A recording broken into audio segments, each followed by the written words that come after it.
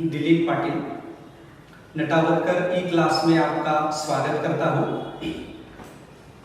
आज हम 8वीं कक्षा से छठा जो हमारा पहली इकाई का अध्ययन का भाग है उसमें से हम आज एक पद्य विभाग से जुड़ा हुआ पद्य श्री रमेश जी शर्मा लिखित एक गजल पढ़ने जा रहे हैं जिसका नाम है जरा प्यार से बोलना सीख लीजिए। अभी बच्चों हम देखते हैं कि बोलना कितना महत्वपूर्ण है। भगवान ने जो हमें जिह्वा दी है, बोलने की जो बहुत बड़ी ताकत दी है, उससे हम दुनिया जीत सकते हैं। इसीलिए हमारे संस्कृत भाषा में एक सुभाषित है, प्रिय वाक्य प्रदानेन तुष्यन्ति सर्वजन्तवः तस्मात् तदेव वक्तव्यम वचने का दरिद्रता। अगर प्रिय बोलने से सभी को अच्छा लगता है, सभी संतुष्ट होते हैं, तो हम प्रिय बोलने में हिचकिचाहट क्यों करते हैं? ऐसा इस सुभाषित में बहुत अच्छी तरह से कहा गया है। वैसे ही हमारे इस प्रस्तुत पद्य में कवि रमेश जी शर्मा, जो कि पिछले 50 वर्षों से पत्र पत्रिकाओं, रेडियो और टीवी के माध्यम से वैज्ञानिक दृष्टिकोण का प्रचार प्रसार कर रहे हैं, उनके लिखान में 10 से अधिक पुरस्कार उन्हें मिल चुके हैं। इस प्रस्तुत गजल में, गजल के शेरों में शर्मा जी ने प्रेम से बोलना, सही समय पर बोलना, बोलने से पहले विचार करना और आत्मनियंत्रण रखना, मधुरभाषी होना इत्यादि गुणों को अपनाने के लिए प्रेरित किया है। आपका मानना है कि हमेशा कोट सीकर बैठना उचित नहीं है, आवश्यकता अनुसार आक्रोश करना भी जरूर है।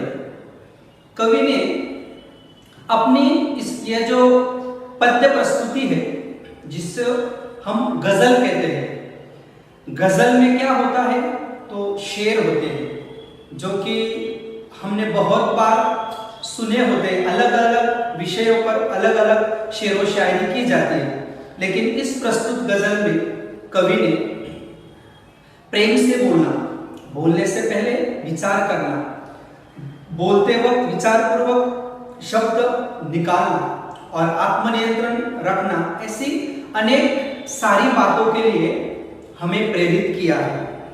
तो दोस्तों, चलिए हम रमेश जी के इस पद्य में गजल के द्वारा वाणी की जो महत्ता है उसके बारे में हम आनंद लेंगे। कवि क्या कहते हैं, देखिए इस गजल में, पानी में शहद घोलना सीख लीजिए, जरा प्यार से बोलना सीख लीजिए, चुप रहने के यारो बड़े फायदे हैं, जुबान वक्त पर खोलना सीख लीजिए।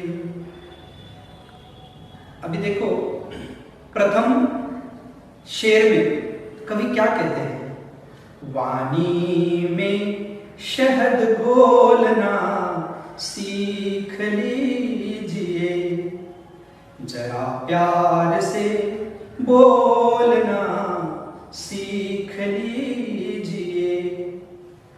अभी वाणी में शहद घोलना, अभी जब हम बोलते हैं, हम घर में हमारे परिवारजनों से संवाद करते हैं, हम बाहर गए अपने दोस्तों से, हम स्कूल में गए हमारे अध्यापक जी से, हम बाहर कहीं भी हो हमारे संबंधों में, इंसान इंसान से मिला कि वह कुछ ना कुछ तो बोलते रहता है, लेकिन अगर उसने उसकी बोली में क्या करना चाहिए, वाणी में शहद घोलना सीख लीजिए।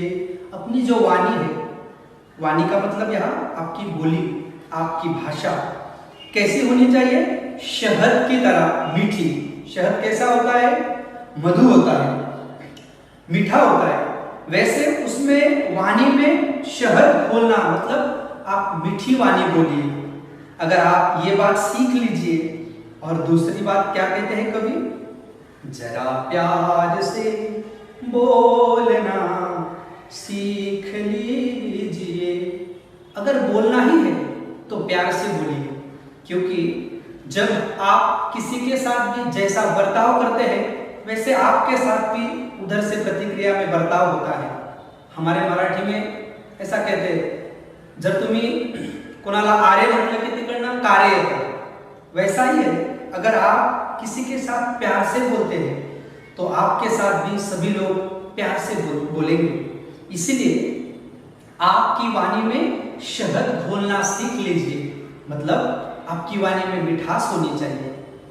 और कभी कभी तो ये सोचकर भी आनंद होता है कि जब मैं बोलता हूँ तो मेरे साथ कोई शक्ति भी बोलती है, और शायद ये वाणी भी भगवान की देन है।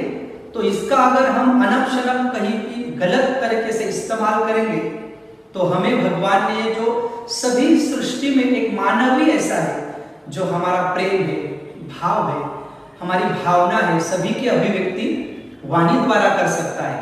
और ये जो बड़ी भेंट हमें भगवान से मिली है तो उसमें क्यों न हम मिठास मिला लें और प्यार से बोलना सबके साथ सीख लें। दूसरी पद्य पंक्ति में कवि क्या कहते हैं? चुप रहने के यारो बड़े फायदे हैं, जुबा वक्त पर खोलना सीख लीजिए। वैसे तो कहा जाता है मौनम सर्वत्र साधनम, कि अगर मौन है तो बहुत उचित बात है, क्योंकि हर जगह कुछ तो भी बड़बड़ाने से अच्छा है कि हम कहीं जगह तो मौन रहे। अगर हम चुप रहे तो उनका क्या फायदा होता है कि हमारी ऊर्जा की बचत होती है, समय की भी बचत होती है और सेहत भी अच्छी रहती है, तनाव भी कम होता है अगर कुछ गलत ना बोले तो। लेकिन चुप रहने के यारो बड़े फायदे हैं, जुबा वक्त पर खोलना सीख लीजिए। लेकिन जुबा मतलब हमारी जीवा, जीव, मुंह, आप जो भी अर्थ ले वो सही वक्त पर खोलना भी सीख लीजिए, क्योंकि बहुत बार ऐसा भी होता है कि आपके सामने कोई गलत बात, कोई गलत अनप शनप कुछ बातें कही जा रही हो, धर्म, शास्त्र या नीति के खिलाफ कुछ हो रहा है, और अगर आप तब अपनी जुबान पर ताला लगाकर बैठे हो तो उस वक्त आपने अपनी जुबान, अपनी जीभ, आपका मुंह जरूर सही वक्त पर खोलना, ये भी सीख लीजिए। नहीं तो हमें कुछ बोलना नहीं है, मतलब सिर्फ सिलाकर बैठना नहीं है, मुंह सिलाकर। आगे के शेर में कवि कहते हैं, कुछ कहने से पहले जरा सोचिए, ख्यालों को खुद तौलना सीख लीजिए। कुछ कहने से पहले जरा सोचिए। अगर हमें कुछ कहना है, बोलना है, तो हमारी जिह्वा अगर बिना सोचे कुछ बोल बैठती है तो वो मुंह से निकला हुआ शब्द जैसे कमान से तीर निकलता है वैसे वापस नहीं आता। इसलिए हमने बहुत सोच विचार करके कोई भी शब्द हो, क्योंकि शरीर पर किए हुए घाव तो भर जाते हैं, लेकिन मन पर किए हुए घाव जो आपके जिह्वा से होंगे वो जल्दी मरहम नहीं होते उन पर। इसीलिए दोस्तों कवि शेर में कहता है कि कुछ कहने से पहले जरा सोच लीजिए, ख्यालों को खुद तौलना सीख लीजिए। जो आपके ख्याल है, शब्द वाटिका में दिया हुआ है कि आपको जो ख्याल आते हैं दिल में, दिमाग में जो विचार आते हैं, उनको तौलना सीख लीजिए। मतलब हमें शब्दों का वजन नहीं करना है, लेकिन कब, कैसे, कहा, किसके साथ, किस समय पर कैसा बर्ताव करना है, कैसा बोलना है, इसका हमें तौलनिक अभ्यास होना चाहिए। मैं बड़ों के साथ हूं तो कैसे बोलूं, छोटों के साथ वार्ता कर रहा हूं तो कैसे बोलना है, इसीलिए तौल के बोलना सीख लीजिए। आगे की पंक्ति में कवि कहते हैं, तू तड़ाक हो या फिर हो तू मैं अपने आप को टोकना सीख लीजिए। बहुत बार ऐसा होता है, तू तड़ाक हो। अभी तू तड़ाक मतलब क्या, कि कभी कभी गुस्से में, हम क्रोध में कहीं तो भी शाब्दिक विवाद हो जाता है, उसका स्वरूप लड़ाई के जैसा हो जाता है। कभी कभी तो बहुत बार हम घर में भी देखते हैं, तू मैं हो जाती है। आप ऐसे हो, आपने ऐसा किया, सास बहू में होता है, भाई बहन में होता है, भाई भाई में होता है, पति पत्नी में होता है। तो तू तड़ाक हो या फिर हो तू मैं, कुछ बहस हो जाएगी, गलत बहस भी हो जाएगी, किसी से गलत बोला भी जाएगा। लेकिन अगर आपसे ये सब हो रहा है तो क्या करो, अपने आप को टोकना सीख लीजिए। अपने आप को टोकना सीख लीजिए। यहां टोकना मतलब क्या, रोकिए, खुद पर नियंत्रण रखना। जैसे कि जब हमें गुस्सा आता है, जब हम क्रोध में होते हैं, तब हम आवेश में भूल जाते हैं हम किसके साथ वार्तालाप कर रहे हैं, उसके साथ संबंध हमेशा के लिए टूट तो नहीं जाएंगे।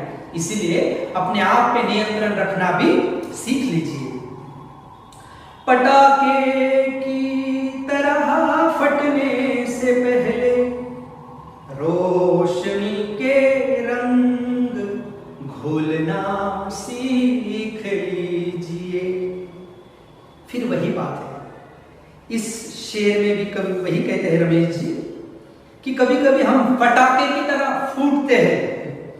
पटाखे की तरह फूटना मतलब, जब देखते हैं हम दिवाली में या कोई त्योहार हो, खुशी का माहौल हो, तो लोग पटाखा फोड़ते हैं। लेकिन वो जब फटता है तो बहुत जोर से फटता है, कुछ समय में उसकी बहुत बड़ी ध्वनि होती है। कई लोगों को तो उसके ध्वनि से मतलब धक्का भी मिल सकता है, कई लोगों को वो सहन भी नहीं कर सकते। वैसे अगर आप गुस्से में आ गए और पटाखे की तरह अगर क्रोध में जोर से बोल दिए, तब परिस्थिति अनुसार व्यवहार करना भी सीख लीजिए। रोशनी की तरह रंग घोलना मतलब सही समय पर हमें परिस्थिति के अनुसार, समय के अनुसार व्यवहार करना भी आना चाहिए।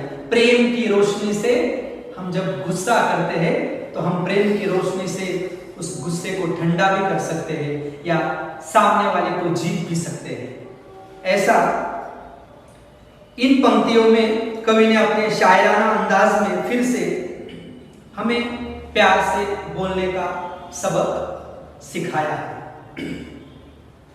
आगे की पंक्ति में कवि कहते हैं शेर में, कटु वचन तो सदा बोते हैं काटे, मीठी बोली के गुल रोपना सीख लीजिए। कटु वचन तो सदा बोते हैं काटे, मीठी बोली के गुल रोपना सीख लीजिए। देखिए, बहुत बार ऐसा होता है कि जब हम किसी के साथ कटु मतलब कड़वा बोलते हैं, होता है कभी कभी कि जाने अनजाने में हमारी इच्छा हो या ना हो, फिर भी कड़वाहट निर्माण हो, ऐसा बोला जाता है। तो उस बोलने का परिणाम क्या होता है कि कटु वचन तो सदा बोते हैं काटे, सामने वाले के दिल में, दिमाग में, मन में वो तो काटे ही बोते हैं। बोना मतलब जैसे आप खेती में कुछ बोते हैं तो वैसी ही फसल आती है। जो डालोगे वही निकलेगा, वही आपको उपज मिलेगी। वैसे आप अगर किसी भी व्यक्ति के साथ व्यवहार कर रहे हो और अगर आप कटु वचन बोलते हैं तो वो कांटे ही बोएंगे। मीठी बोली के गुल रोपना सीख लीजिए।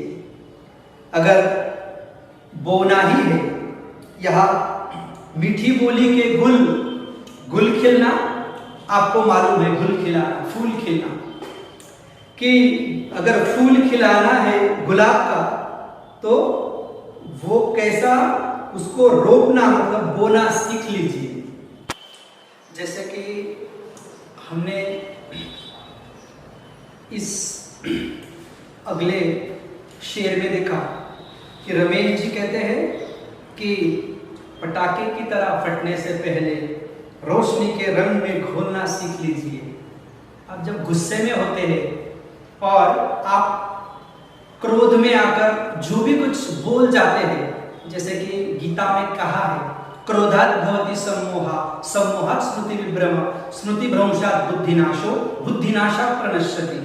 अगर आप क्रोध में कुछ बात करते हैं तो उससे स्मृति भ्रंश होती है और उससे बुद्धि का नाश होता है और बुद्धिनाशात् प्रणश्यति।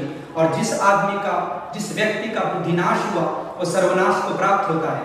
वैसे हमने इतिहास में बहुत सारे उदाहरण हमने पढ़े भी होंगे शायद, कि जिसने भी अपनी जिह्वा का गलत इस्तेमाल किया, फिर वो कोई भी हो।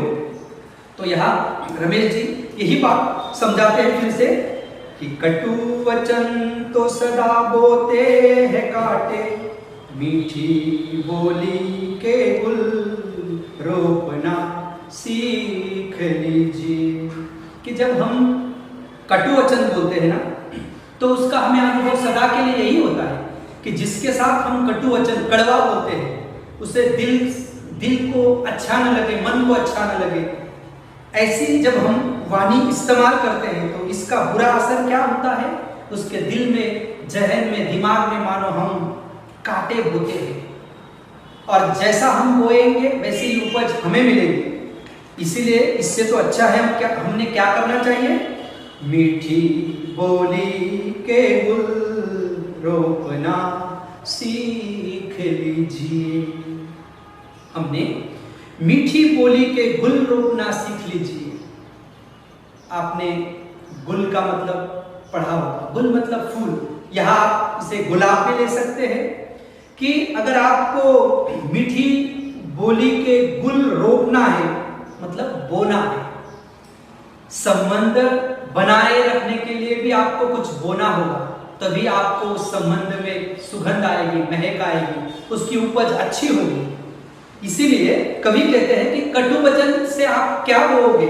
अगर आप कड़वा बोलते हैं तो आपको सामने वाले के दिल में आप कांटे ही बोओगे, पर अगर आप प्यार से मीठा बोलते हैं तो अगर गुल के फूल की तरह आप खिलकर बोलते हो तो आपको गुल का फूल बोना सीख लेना चाहिए।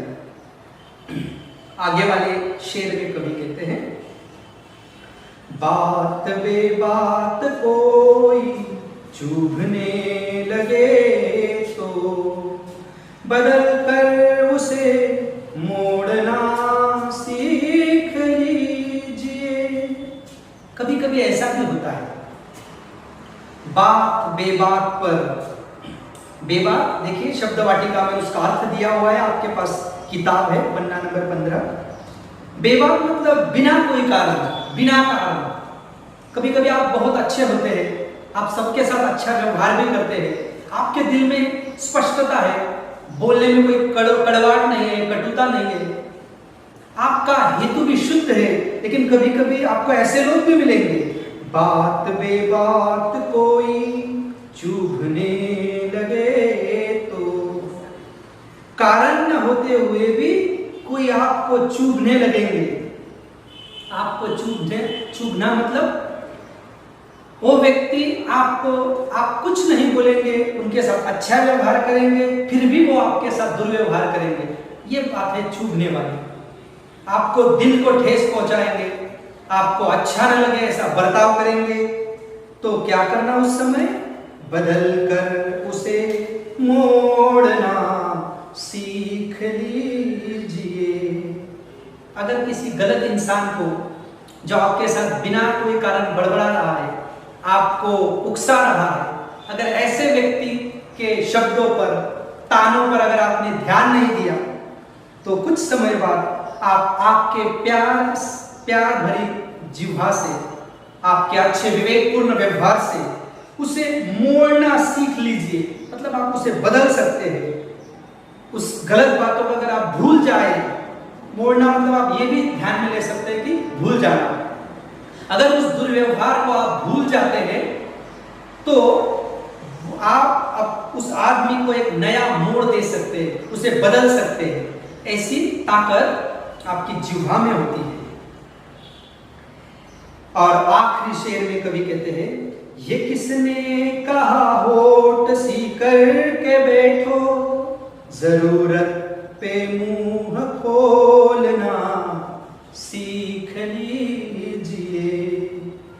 ये किसने कहा होठ सीकर के बैठो।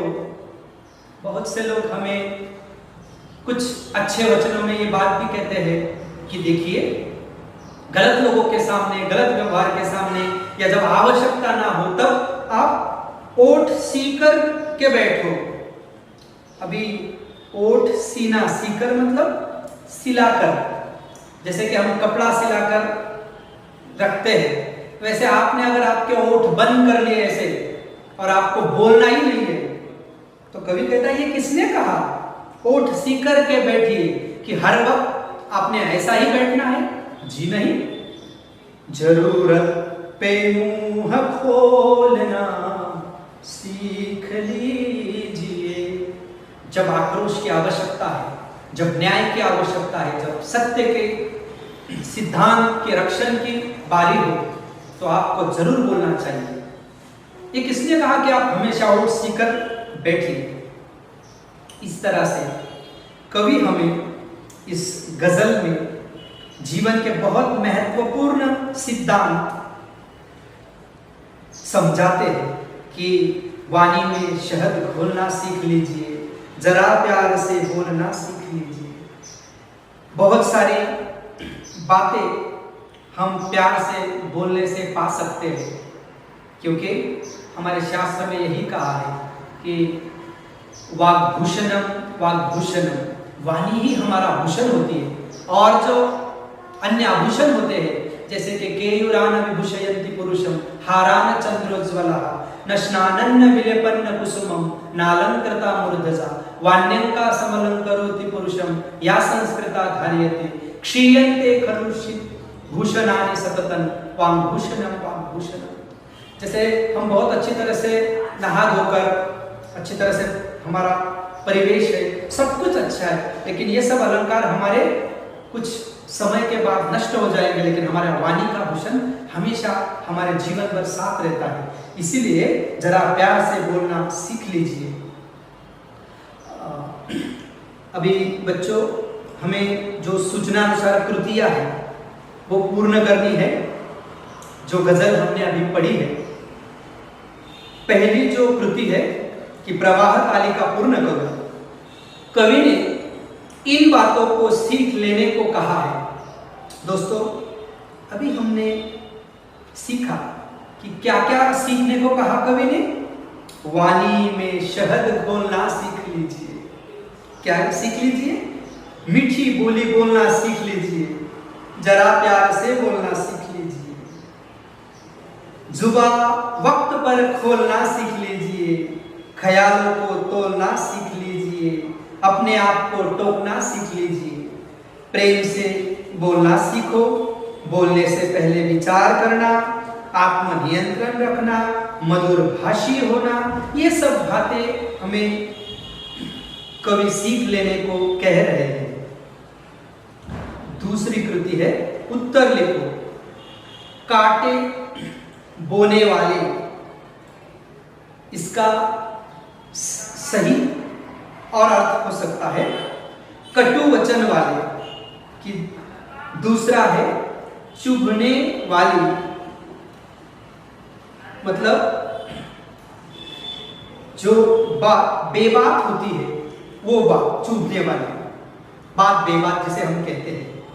तीसरा है फटने वाला, तो फटाके की तरह, काटे बोने वाले, कटु वचन वाले, चुभने वाले, बात बेबाक, और फटने वाला क्या है, पटाखे की तरह।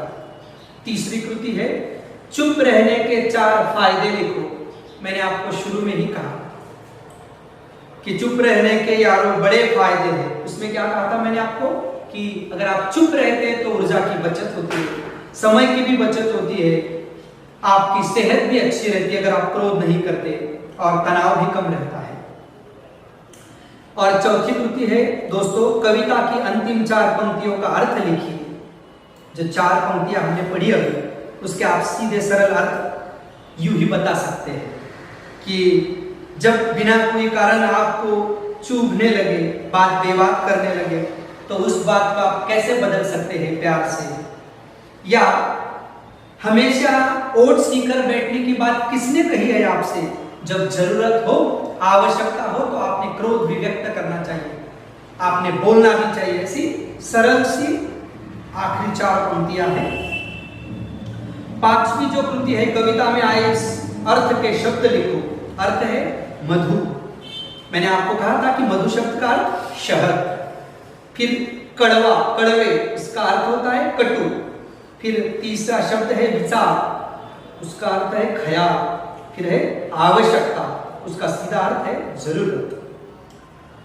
फिर दोस्तों भाषा बिंदु में उपसर्ग प्रत्यय अलग करके मूल शब्द लिखो, ऐसा कहा है। भारतीय, मैं आपको उदाहरण के लिए बस 1-2 उदाहरण आपके साथ डिस्कस करता हूं कि भारतीय मतलब भारत, ये मूल शब्द, ईय ये इसका प्रत्यय। फिर आस्थावान, जैसे कि आस्था मूल शब्द और वान उसका प्रत्यय है। व्यक्तित्व, जैसे कि व्यक्ति, फिर उसका उपसर्ग है त्व। जैसे कि स्नेह, स्नेह मूल शब्द इल। फिर बेबाक, निरादर, प्रत्यय, सुयोग, इन सभी शब्दों में आप उपसर्ग और प्रत्यय लगाकर ये जो भाषा बिंदु की कृति है, ये पहचान सकते हैं कि इनको कैसे, कहां पर उपसर्ग लगा है या प्रत्यय लगा है। धन्यवाद दोस्तों।